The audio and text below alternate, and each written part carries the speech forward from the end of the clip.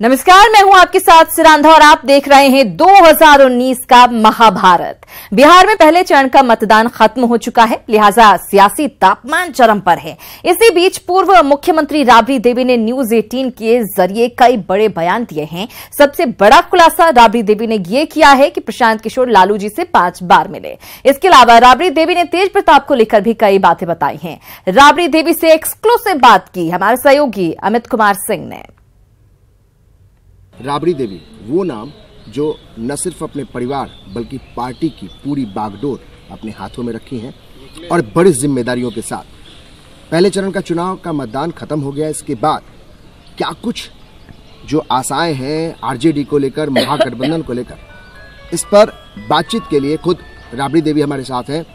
राबड़ी जी, क्या कुछ उम्मीद है, क्योंकि पहले चरण का मतदान खत्म हो गया है, आपके ऊपर बड़ी जिम्मेदारी न सिर्फ परिवार बल्कि पार्टी को संभालने की।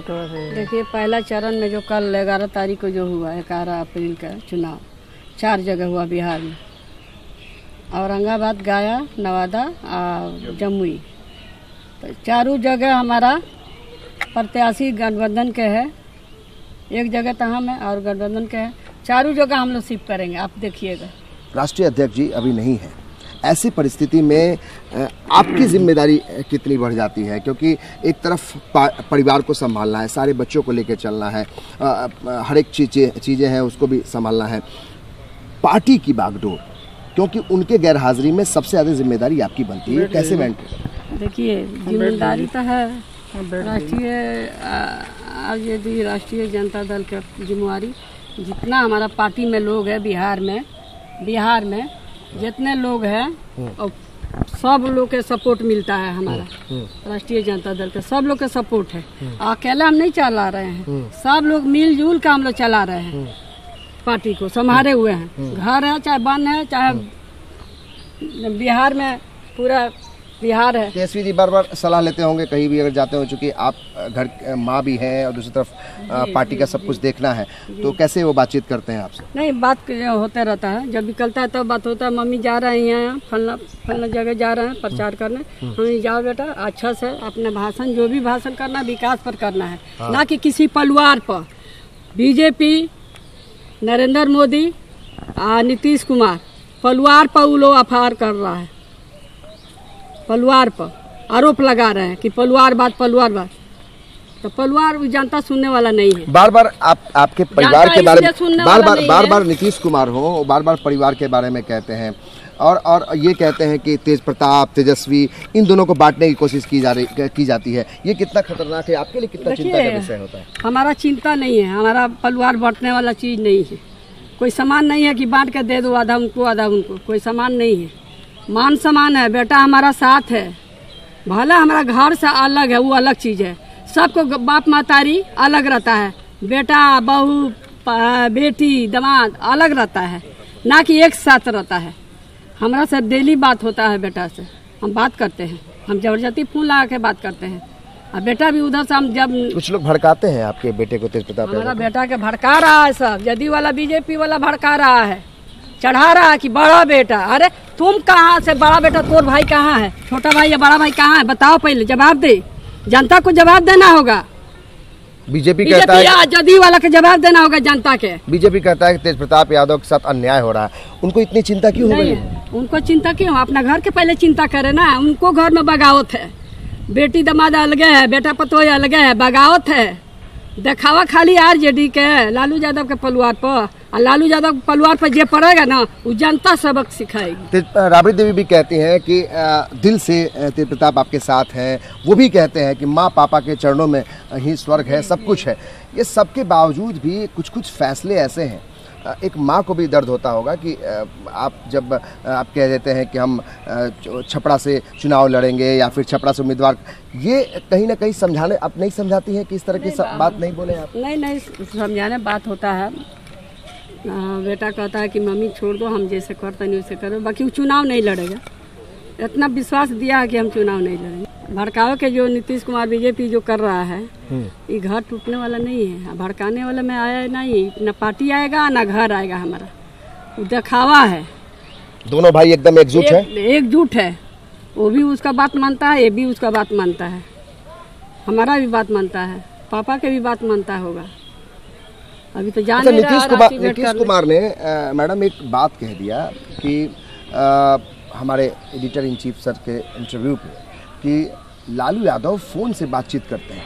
आखिर नीतीश कुमार का ये बयान क्या साबित करता है? क्या वो जानबूझकर इस तरह की बातें कर रहे हैं कि लालू यादव पर एक तरीके से उन पर एक बड़ा आरोप लगा रहे हैं? ये आरोप गलत बात है। और जो आनंद सिंह बोला कि नीतीश कुमार लालन सिंह से बात कराता था, तो ये इंसाफ है कि ये इंसाफ है? ये तो घरेलू बात है। तो आखिर वो क्या मामला है? वो कह रहे हैं, नीतीश कुमार का खेमा कह रहा है कि ऐसा कोई बात नहीं है, कोई मिलने नहीं गया, कोई तरह नहीं है। 5 बार आए हैं, 3-4 बार तो यहाँ आए हैं 10 नंबर में, और 2 बार 5 नंबर जब क्वार्टर था तो उसमें गए थे। प्रशांत किशोर जी मिले, आपके सामने आए थे? हमको सामने आए हैं। अच्छा, कोई चुरा लुका के नहीं आए, सबके स्टाफ सब देखा, सब कोई के सामने आया है। यहाँ का फोर्स हमारा गेट पर भी देखा कि आया है। अच्छा, फिर क्या बात हुई? बात यही समझा रहे थे।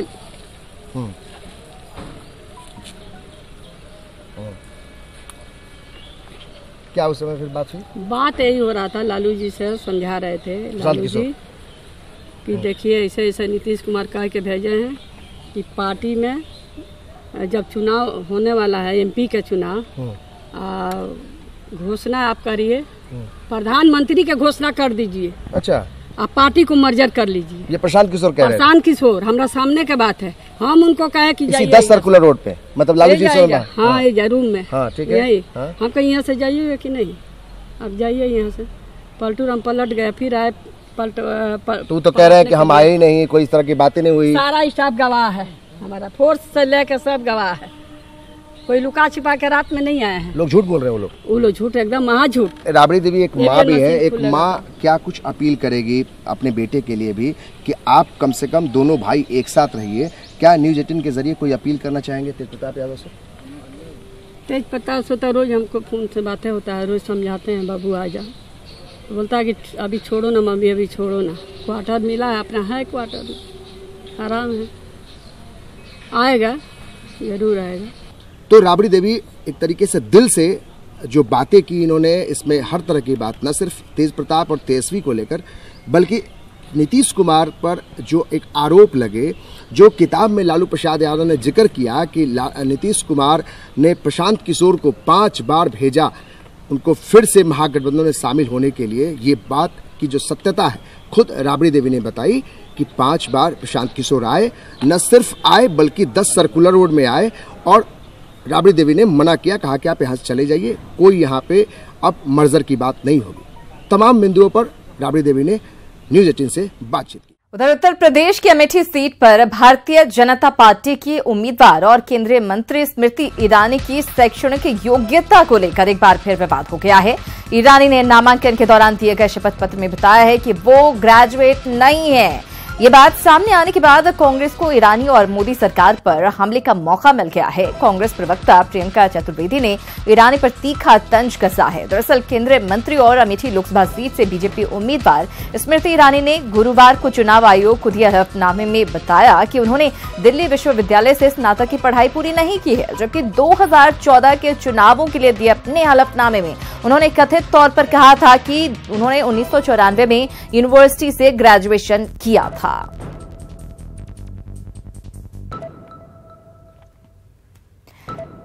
तो स्मृति ईरानी की डिग्री पर एक बार फिर से सवाल उठाए जा रहे हैं। मंत्री भी कभी ग्रेजुएट थी और एक नया धारावाहिक आने वाला है क्योंकि मंत्री भी कभी ग्रेजुएट थी, और उसका ओपनिंग लाइन में बताती हूं क्या होगा।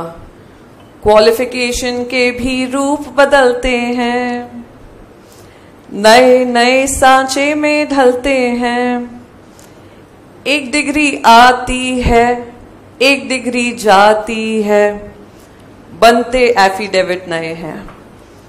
जिस तरीके से स्मृति ईरानी जी ने अपने एफिडेविट को लेकर, एजुकेशनल क्वालिफिकेशंस को लेकर एक चीज कायम की है कि किस तरीके से ग्रेजुएट से 12वीं कक्षा के हो जाते हैं, वो मोदी सरकार से ही और मोदी सरकार में ही मुमकिन है। केवल परिवारवाद रही हो, वो किसी की योग्यता पर कैसे प्रश्न उठाने का काम कर सकते हैं। स्मृति ईरानी जी अपनी प्रतिभा और अपनी योग्यता के दम पर उन्होंने न केवल अभिनय की दुनिया में अपना लोहा मनवाया था, बल्कि राजनीति में अपने आप को स्थापित करके दिखाया है। और जिस तरह से उनकी लोकप्रियता है, ये घबरा करके इस प्रकार के अलग अलग मिथ्या आरोप उठाने का काम कर रहे हैं। स्मृति ईरानी जी इस बार अमेठी में किला फतेह करने जा रही है। भारतीय जनता पार्टी के पक्ष में व्यापक लहर। चलिए कर्नाटक के ओपालाप को लिए चलते हैं। पीएम मोदी सभा को संबोधित कर रहे हैं।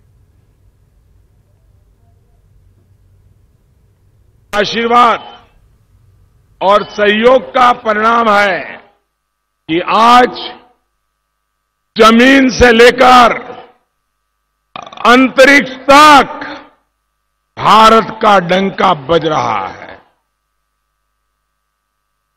अब मैं लोकसभा चुनाव के लिए आपका फिर से आशीर्वाद मांगने के लिए आया हूं।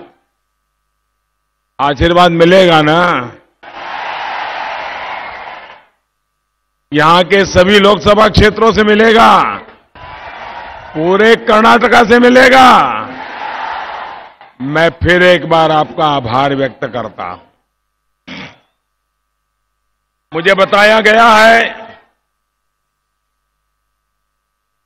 इन दिनों भांति भांति के बयान मेरे खिलाफ आ रहे हैं।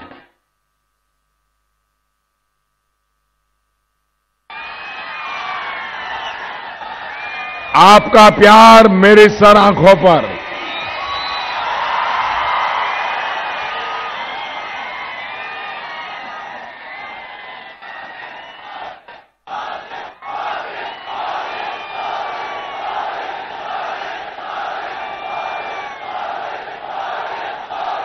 मैं आगे बोलूं? आपका प्यार ये दिल्ली में बैठे हुए लोगों की नींद खराब कर रहा है।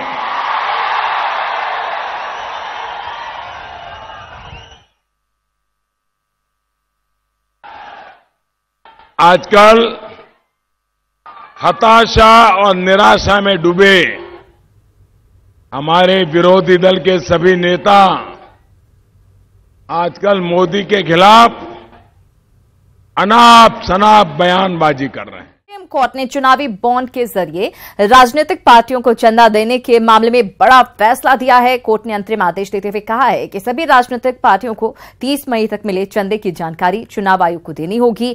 अब तक चुनावी बॉन्ड के जरिए चंदा देने वालों की पहचान नहीं बताई जाती थी, लेकिन कोर्ट ने इस पर अब रोक लगा दी है।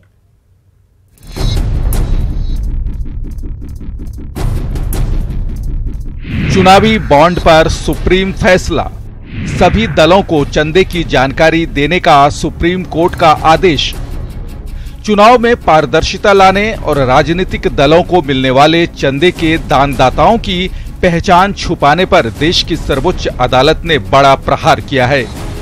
एसोसिएशन फॉर डेमोक्रेटिक रिफॉर्म्स की याचिका पर सुनवाई करते हुए कोर्ट ने 30 मई तक सभी दलों को चुनावी बॉन्ड के तौर पर मिले चंदे की पूरी जानकारी चुनाव आयोग को सौंपने के निर्देश दिए हैं। कोर्ट ने साफ शब्दों में कहा कि चुनावी बॉन्ड खरीदने वालों की पहचान छुपाने से चुनाव में काले धन पर अंकुश के प्रयास को धक्का लगेगा। चुनावी बॉन्ड पर यह बड़ा फैसला चीफ जस्टिस रंजन गोगोई की अगुवाई वाली 3 जजों की बेंच ने दिया, जबकि केंद्र सरकार की ओर से कोर्ट में मौजूद अटॉर्नी जनरल के वेणुगोपाल का तर्क था कि चुनावी बॉन्ड खरीदने वालों की जानकारी बैंक को होती है। लेकिन कोर्ट ने अटॉर्नी जनरल के तर्क को खारिज करते हुए चुनावी बॉन्ड के चंदे की पूरी जानकारी चुनाव आयोग को देने का निर्देश दिया। सुप्रीम कोर्ट ने एक इंटरिम निर्णय दिया है, इंटरिम जजमेंट, ये फाइनल जजमेंट नहीं है। इसमें उन्होंने ये कहा है कि हर पॉलिटिकल पार्टी जिसको इलेक्टोरल बॉन्ड के थ्रू डोनेशन मिला है, उनको जिन्होंने वो दिया है डोनर के पर्टिकुलर्स, उनको इलेक्शन कमीशन को एक सील्ड बंद लिफाफे में देने होंगे। और क्योंकि ये आखिरी जो टाइम है बॉन्ड देने का, बॉन्ड खरीदने का, वो 15 मई है। उन्होंने कहा है 30 मई तक हर पॉलिटिकल पार्टी को अपने बॉन्ड्स का ब्यौरा कि किसने उनको दिया है ये इलेक्शन कमीशन को देना पड़ेगा। आपको बता दें कि चुनावी पारदर्शिता के मद्देनजर केंद्र की मोदी सरकार ने चुनावी बॉन्ड्स का नियम लागू किया था, जिसके तहत बैंकों के जरिए कोई भी दानदाता किसी राजनीतिक पार्टी को चंदा दे सकता है। लेकिन चुनावी बॉन्ड में दानदाताओं की पहचान नहीं बताई जाती थी। 2017 में पहली बार चुनावी बॉन्ड की प्रक्रिया शुरू हुई। चुनावी बॉन्ड के जरिए सबसे ज्यादा चंदा अब तक बीजेपी को मिला। चुनाव आयोग के आंकड़ों के मुताबिक 2017-18 में चुनावी बॉन्ड से बीजेपी को 221 करोड़ का चंदा मिला, जबकि देश की बाकी सभी पार्टियों को मिलाकर कुल 11 करोड़ का चुनावी चंदा मिला। इलेक्टोरल बॉन्ड भारतीय स्टेट बैंक से ही खरीदे जा सकते हैं। एडीआर को सूचना के अधिकार आरटीआई के तहत मिले जवाब के मुताबिक बीते एक साल में चुनावी बॉन्ड्स की बिक्री में 62% का उछाल आया है। दरअसल चुनावी पारदर्शिता को लेकर काम करने वाली संस्थाएं चुनाव बॉन्ड्स के प्रावधान को लेकर पहले ही सवाल उठाते रहे हैं। जब देश में लोकसभा चुनाव का शोर है, वैसे में सुप्रीम कोर्ट का ये फैसला स्वच्छ और निष्पक्ष चुनाव की दिशा में एक मजबूत कदम हो सकता है। Bureau report, news 18 network. Lohardaga में इस बार कौन बाजी मारेगा? क्या बीजेपी के सुदर्शन भगत हैट्रिक लगाएंगे या फिर कांग्रेस फिर से एक बार इस बार सीट पर कब्जा कर लेगी? इस रिपोर्ट से जानते हैं।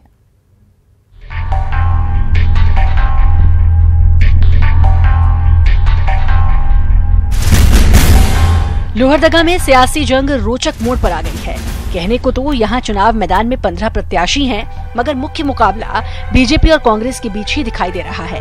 पिछले 2 बार से चुनाव जीत रहे केंद्रीय मंत्री सुदर्शन भगत हैट्रिक लगाने की तैयारी में हैं, लेकिन कांग्रेस ने अपने तेज तर्रार विधायक सुखदेव भगत को चुनाव मैदान में उतारकर लड़ाई को कठिन बना दिया है।